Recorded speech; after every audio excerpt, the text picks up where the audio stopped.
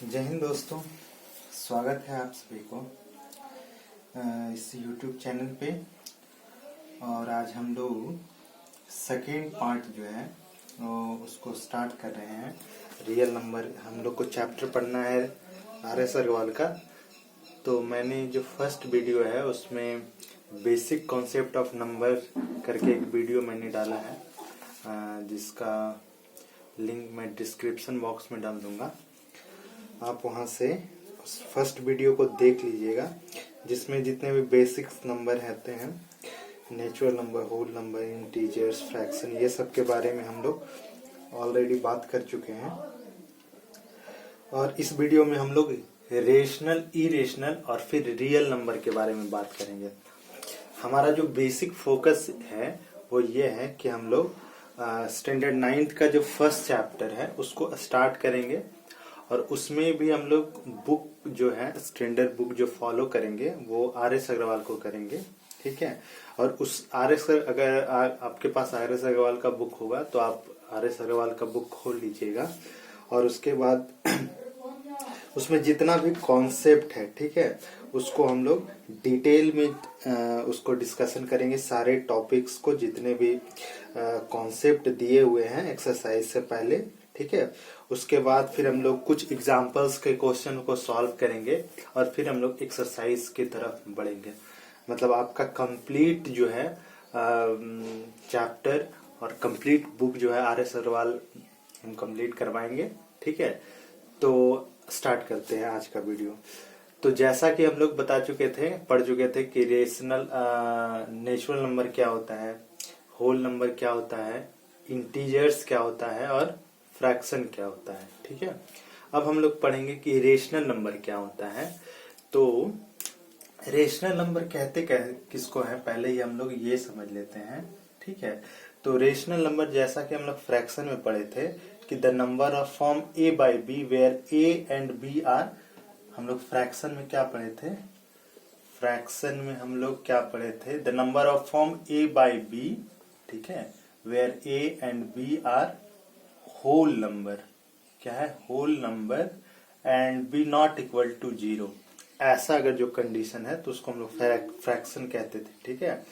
उसी तरीके सेम उसी के बेसिस पे हम लोग रेशनल नंबर को करेंगे। तो रेशनल नंबर किसको कहते हैं, तो रेशनल नंबर किसको कहते हैं, इसको भी हम लोग इसी के फॉर्म में डिफाइन करेंगे कि the number of form A by B where A and B are, यहाँ पे होल नंबर था ना, तो यहाँ पे क्या हो जाएगा, इंटीजर, ठीक है, यहाँ पे क्या हो जाएगा, इंटीजर। तो the number of form A by B where A and B are integer and B not equal to 0, ठीक है। अगर जो ये कंडीशन होता है, ठीक है, कोई भी नंबर दिया हुआ है, उसको आपको पहचानना है कि वो रेशनल नंबर है या नहीं है। तो हम लोग 3 चीज को सेटिस्फाई करवाएंगे। मतलब उसमें देखेंगे कि क्या नंबर A by B के फॉर्म में है, क्या जो A और B नंबर है वो क्या एक इंटीजर है, और क्या B नॉट इक्वल टू 0 है। अगर जो ये तीनों बात सेटिस्फाई करेगा तो कह देंगे कि वो जो नंबर दिया हुआ है वो रेशनल नंबर है, ठीक है। हम लोग इसी तरह से हम लोग फ्रैक्शन को भी समझे थे, इंटीजर को भी बहुत अच्छे तरीके से समझे थे। तो आपको अगर जो देखना है तो उस फर्स्ट वीडियो को एक बार देख लीजिएगा बढ़िया से, तो आपको समझ में आ जाएगा, ठीक है। अब इसमें हम लोग रेशनल नंबर के बारे में समझते हैं, ठीक है। तो हम लोग सिंपली कोई एक एग्जांपल ले लेते हैं, ठीक है, कोई एक एग्जांपल ले लेते हैं कि वो रेशनल नंबर है या नहीं है, ठीक है, वो रेशनल नंबर है या नहीं है। तो सिंपल एक एग्जांपल लेते हैं। तो सबसे पहले हम एग्जांपल लेते हैं 3/2, ठीक है, कोई भी एक रैंडम ले लेते हैं। तो इसको चेक करते हैं क्या ये रेशनल नंबर है। तो देखते हैं इस तरीके से ये सेटिस्फाई करता है कि नहीं। तो हमारा जो पहला पॉइंट है वो ये कहता है कि नंबर A by B का फॉर्म होना चाहिए। तो क्या ये नंबर A by B के फॉर्म में है, तो हाँ है, A by B के फॉर्म में है, ठीक है। दूसरा क्या है कि क्या A और B के जगह पे इंटीजर्स होना चाहिए। तो क्या इंटीजर्स है, तो हाँ है, क्योंकि हम लोग इंटीजर को पढ़ चुके हैं। तो इंटीजर में हम बताए थे, क्या बताए थे, ये बताए थे कि इंटीजर जो होता है वो या जीरो होता है, इधर पॉजिटिव इंटीजर्स होता है और इधर निगेटिव इंटीजर्स होता है। ठीक है, निगेटिव इंटीजर्स होता है। ठीक है, तो जितना भी पॉजिटिव नंबर है 1 2 3 ये सब पॉजिटिव इंटीजर में आता है। -1 -2 -3 ये सब निगेटिव इंटीजर में आता है। ठीक है, तो ये बात समझ में आ जाना चाहिए। तो यहाँ पे हम लोग क्या देख रहे हैं कि ये दोनों वैल्यू जो है वो क्या है, इंटीजर तो है, इंटीजर तो है, दोनों वैल्यू इंटीजर है और दोनों कैसा इंटीजर है, पॉजिटिव इंटीजर है। ठीक है, पॉजिटिव इंटीजर है तो ये भी सेटिस्फाई कर गया। हमारा जो पहला पॉइंट था कि a बाई बी का फॉर्म होना चाहिए तो है, a और b इंटीजर होना चाहिए तो ये भी है, और b नॉट इक्वल टू 0 होना चाहिए। तो क्या b नॉट इक्वल टू 0 है, यानी कि b के जगह पे, ये जो b के जगह पे है वहां 0 के अलावा कुछ और होना चाहिए। क्या 0 के अलावा कुछ और है, तो हाँ है। अगर जो ऐसा है तो ये हमारा रेशनल नंबर होगा। ठीक है, तो ये रेशनल नंबर हो गया। तो क्या, तो हम लोग अब कह सकते हैं, क्या कह सकते हैं कि जो फ्रैक्शन होता है ना, जो फ्रैक्शन है वो रेशनल नंबर भी होता है। ठीक है, क्योंकि 3/2 तो फ्रैक्शन भी है, क्योंकि 3/2 जो है वो होल नंबर भी है, होल नंबर भी है, और बी नॉट इक्वल टू 0 यहाँ पे भी है। तो हम लोग कह सकते हैं कि ये फ्रैक्शन भी है, ये रेशनल नंबर भी है। तो क्या हम लोग इस पॉइंट को कह सकते हैं कि all fraction are rational number, तो हाँ, all fraction are rational number. ठीक है, उसी तरीके से एक और एग्जांपल ले लेते हैं। इफ मान लेते हैं -5/7। ठीक है, -5/7 इसको हम लोग चेक करते हैं कि क्या ये रेशनल नंबर है, तो देखते हैं, फिर ये 3 पॉइंट को सेटिस्फाई करवाएंगे। ठीक है, जब पहला पॉइंट देखें क्या a बाई बी का फॉर्म है, तो हाँ a बाई बी का फॉर्म है। क्या a और b के जगह पे इंटीजर्स है, तो हाँ इंटीजर्स है, a और b के जगह पे इंटीजर्स है। क्यों, क्योंकि a के जगह पे जो इंटीजर्स है वो निगेटिव इंटीजर्स है। ये हमारा देखिए a है और ये वाला जो है वो b है, तो a के जगह पे निगेटिव इंटीजर है, b के जगह पे पॉजिटिव इंटीजर है, तो इंटीजर्स तो है, तो हाँ है। तो ये वाला पॉइंट भी सेटिस्फाई किया। और थर्ड पॉइंट जो है वो है कि b नॉट इक्वल टू 0, तो क्या b के जगह पे 0 के अलावा कुछ है, तो हाँ 0 के अलावा 7 0 के अलावा है। तो यानी ये तीनों पॉइंट जो है यहाँ पे सेटिस्फाई कर रहा है, तीनों पॉइंट यहाँ पे वैलिड है। तो कह सकते हैं कि ये भी हमारा क्या है, रेशनल नंबर है। ठीक है, आ रहा बात समझ में। बहुत बेसिक से हम लोग सीखेंगे, और कोई भी आपको प्रॉब्लम होता है किसी भी टॉपिक में, जितना बात हम अभी आपको बता रहे हैं, तो आप कमेंट कीजिएगा। ठीक है, और कमेंट करने के बाद हम उसका रिप्लाई देंगे और उसको, उसके लिए फिर सेपरेट वीडियो बनाएंगे और उसको और अच्छे डिटेल में समझने का कोशिश करेंगे। ठीक है, तो हम यहाँ पे समझ गए कि ये रेशनल नंबर हो गया। ठीक है, तो आप जब बुक देखिएगा, ठीक है, बुक देखिएगा तो उसमें रेशनल नंबर है, और उसके बाद फिर इक्विवेलेंट रेशनल नंबर क्या होता है। ठीक है, इक्विवेलेंट रेशनल नंबर क्या होता है, इस बात को हमको समझना है। तो इक्विवेलेंट, जैसा कि नाम है, इक्विवेलेंट रेशनल नंबर। ठीक है, इक्विवेलेंट रेशनल नंबर। तो इक्विवेलेंट रेशनल नंबर को हम लोग पहले पढ़ चुके हैं, इक्विवेलेंट फ्रैक्शन के रूप में पढ़े होंगे। कि जैसे कि मान लीजिए हम लोग पढ़ते थे जब 5-6 में थे, तो वहां पे था कि 3/5 है, इसका इक्विवेलेंट फ्रैक्शन बताइए।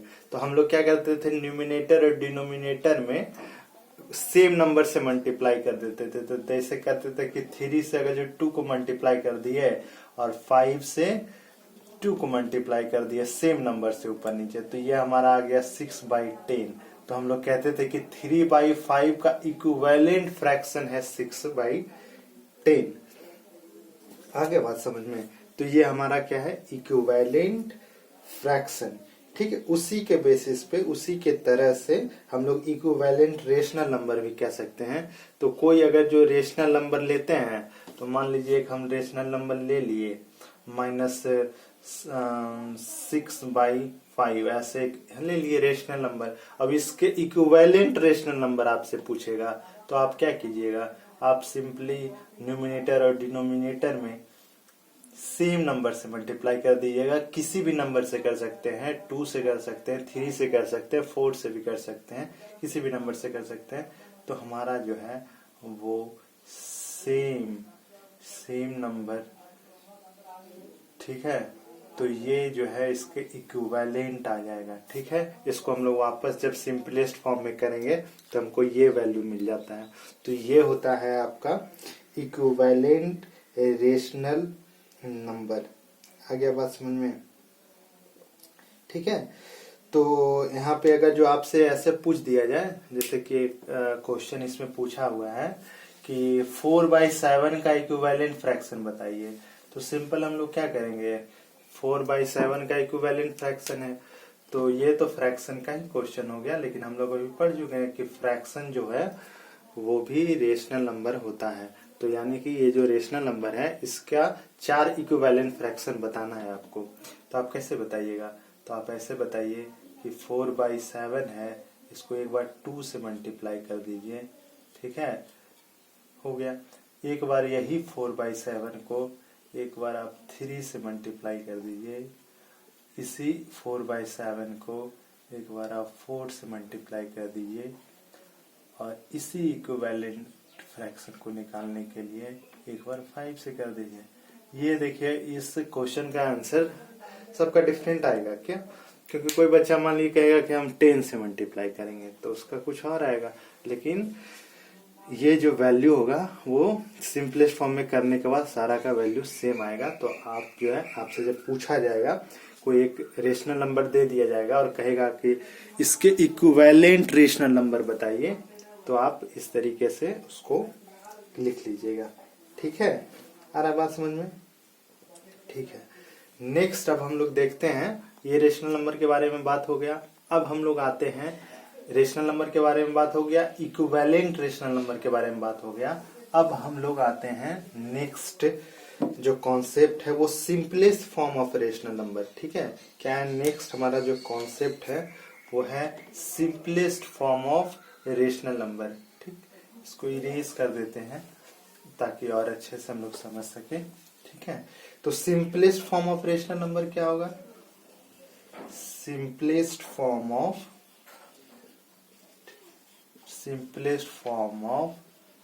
रेशनल नंबर, ठीक है।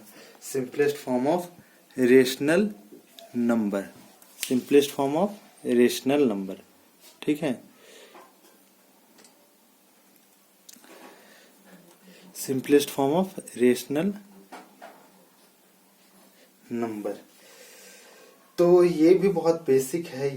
ये है कि कोई भी रेशनल नंबर अगर जो आपको दिया गया है, कोई भी रेशनल नंबर दिया गया है, तो इसको आप सिंपली सिंपलेस्ट फॉर्म में कर दीजिए।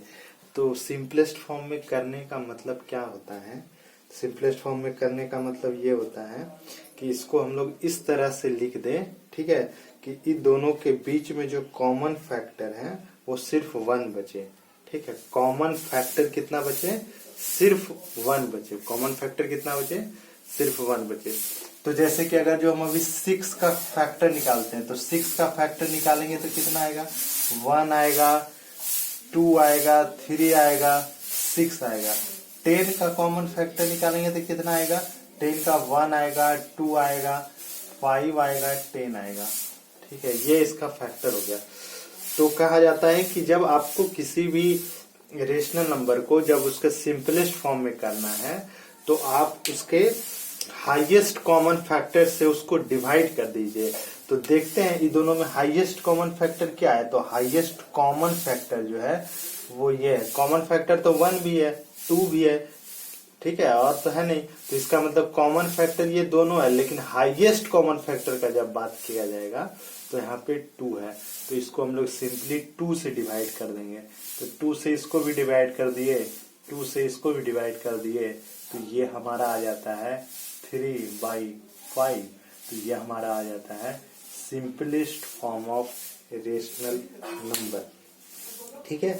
तो इसका जो डिफिनेशन कहता है वो ये कहता है कि the rational number p/q is said to be a simplest form.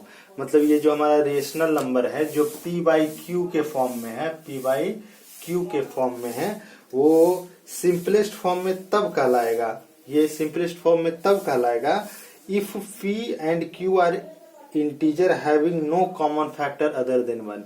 मतलब ये जो p और q इंटीजर्स होगा, अभी हम लोग पढ़ चुके हैं कि जहाँ p और q इंटीजर होगा, तो ये जो p और q इंटीजर होगा इसके बीच में जो कॉमन फैक्टर है वो 1 के अलावा कुछ और नहीं होना चाहिए। तो जैसे अब देखिए, अब ये सिंपलेस्ट फॉर्म में हो गया, तो इसको जब हम अब लिखेंगे कि इसका कॉमन फैक्टर क्या क्या है, तो चेक कर लेते हैं। तो 3 का फैक्टर अगर जो लिखेंगे तो हो जाएगा 1 और 3। 5 का अगर जो फैक्टर लिखते हैं तो ये हो जाएगा 1 5। तो देखिए कॉमन फैक्टर दोनों के बीच में क्या है, 1 है। तो यानी ये ऑलरेडी सिंपलेस्ट फॉर्म में हो गया। तो किसी भी रेशनल नंबर को जब उसके सिंपलेस्ट फॉर्म में करना होगा, ठीक है, सिंपलेस्ट फॉर्म में करना होगा, तो उसको हम लोग क्या करेंगे, p बाई क्यू के फॉर्म में लिखेंगे, लिखा रहेगा, उसको हम लोग उसके हाईएस्ट कॉमन फैक्टर, यानी कि यहाँ पे हम लोग कह सकते हैं कि HCF से उसको हम लोग क्या करेंगे, डिवाइड कर देंगे। क्या कर देंगे, HCF से अगर जो डिवाइड कर देंगे तो वो डिवाइड करने के बाद जो रिजल्ट आएगा वो उस रेशनल नंबर का सिंपलेस्ट फॉर्म होगा। आ गया ये बात समझ में, ठीक है।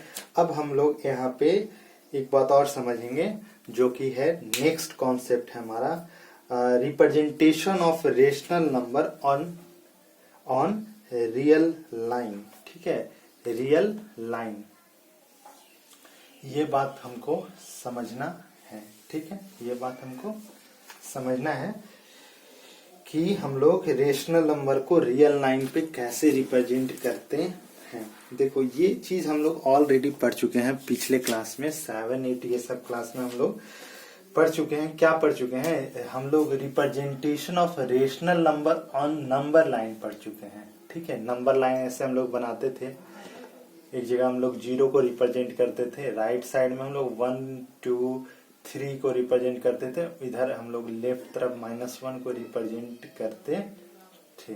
ठीक है, तो ये चीज हम लोग कर चुके हैं। अच्छा, ये जो टॉपिक है real representation of rational number on number line, ये बहुत आसान चैप्टर है, लेकिन बहुत सारा बच्चा को ये रिप्रेजेंटेशन करने में नंबर को रियल लाइन पे या नंबर लाइन पे क्या होता है, प्रॉब्लम होता है। तो आज हम बताएंगे आपको, ठीक है, आज हम बताएंगे कि हम लोग कैसे जो है रियल किसी भी नंबर लाइन पे कोई फ्रैक्शन होगा या फिर कोई रेशनल नंबर होगा या कोई इंटीजर होगा। ठीक है, और फिर हम लोग और आगे पढ़ेंगे तो पता चलेगा कि इरेशनल नंबर को भी रिप्रेजेंट कर सकते हैं। तो ये सारा चीज जो है इस पे हम लोग नंबर लाइन पे रिप्रेजेंट कर सकते हैं। ठीक है, तो सबसे पहले हम लोग समझ लेते हैं कि ये रियल ये जो हमारा नंबर लाइन है ये होता क्या है। ठीक है, ये क्या होता है इसको हम लोग समझ लेते हैं, उसके बाद फिर हम लोग और डिटेल में इसके बारे में पढ़ेंगे। ठीक है, तो सबसे पहले ये देखते हैं कि ये नंबर लाइन होता क्या है। तो नंबर लाइन एक ऐसा लाइन है जिस पर हम लोग कोई भी रियल नंबर को एक यूनिक पॉइंट पर रिप्रेजेंट कर सकते हैं। ठीक है, और इस लाइन पे कोई भी रियल नंबर है उसका एक क्या है, एक स्पेशल पॉइंट है। ठीक है, जितना भी तरह का रियल नंबर, अभी हम लोग रियल नंबर जब पढ़ेंगे तो उसमें जितना भी तरह का नंबर आएगा, रेशनल नंबर हो, इरेशनल नंबर हो, फ्रैक्शन हो, इंटीजर्स हो, ठीक है, होल नंबर हो, नेचुरल नंबर हो, वो सब के लिए एक स्पेसिफिक पॉइंट है इस लाइन पे। उसी पॉइंट को फाइंड आउट करके उसी पॉइंट को रिप्रेजेंट कर देने का तरीका हम लोग करते हैं कि ये नंबर लाइन पर रिप्रेजेंटेशन हो गया नंबर का। ठीक है, तो जैसे कि हम लोग सिंपली एक देख लेते हैं, अगर जो हम लोग को नेचुरल नंबर रिप्रेजेंट करना रहे नंबर लाइन पे तो कैसे करेंगे। तो सबसे जो बेसिक क्लास में हम लोग पढ़े थे 5 में या 6 क्लास में जब पढ़ते थे तो कहा जाता था कि नंबर लाइन पे रिप्रेजेंट कीजिए किसको, तो 2 को। तो हम लोग सिंपल ऐसे लाइन खींचते थे और यहाँ पे ऐसे सर्कल कर देते थे और कहते थे कि ये 2 है। तो ये हम लोग क्या कर रहे हैं, नेचुरल नंबर या होल नंबर को रिप्रेजेंट कर रहे हैं।